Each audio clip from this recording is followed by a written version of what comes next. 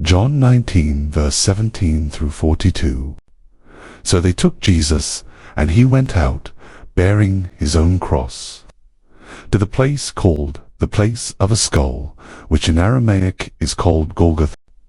There they crucified him, and with him two others, one on either side, and Jesus between them.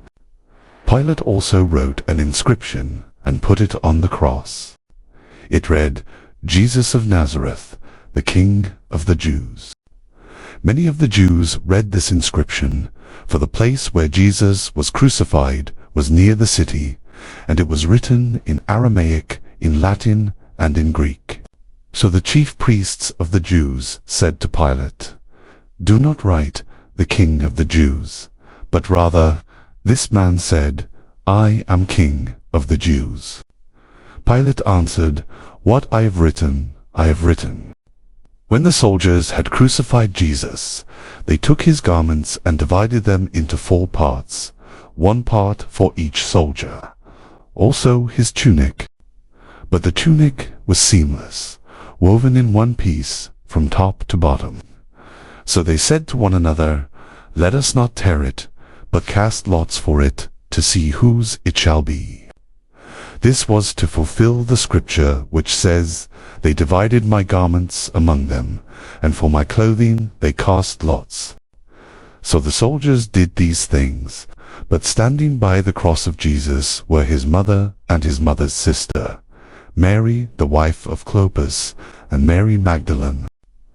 When Jesus saw his mother and the disciple whom he loved standing nearby, he said to his mother, Woman, behold your son. Then he said to the disciple, Behold your mother. And from that hour the disciple took her to his own home. After this, Jesus, knowing that all was now finished, said to fulfill the scripture, I thirst. A jar full of sour wine stood there, so they put a sponge full of the sour wine on a hyssop branch and held it to his mouth. When Jesus had received the sour wine, he said, It is finished, and he bowed his head and gave up his spirit. Since it was the day of preparation, and so that the bodies would not remain on the cross on the Sabbath, for that Sabbath was a high day, the Jews asked Pilate that their legs might be broken, and that they might be taken away. So the soldiers came and broke the legs of the first, and of the other who had been crucified with him. But when they came to Jesus and saw that he was already dead, they did not break his legs. But one of the soldiers pierced his side with a spear, and at once there came out blood and water. He who saw it has borne witness. His testimony is true, and he knows that he is telling the truth, that you also may believe. For these things took place that the scripture might be fulfilled. Not one of his bones will be broken. And again another scripture says, They will look on him whom they have pierced. After these things, Joseph of Arimathea, who was a disciple of Jesus, but secretly for fear of the Jews, asked Pilate that he might take away the body of Jesus, and Pilate gave him permission. So he came and took away his body.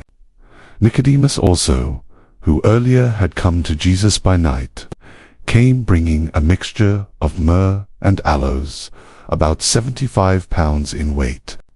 So they took the body of Jesus and bound it in linen cloths with the spices, as is the burial custom of the Jews. Now in the place where he was crucified there was a garden, and in the garden a new tomb in which no one had yet been laid. So because of the Jewish day of preparation, since the tomb was close at hand, they laid Jesus there.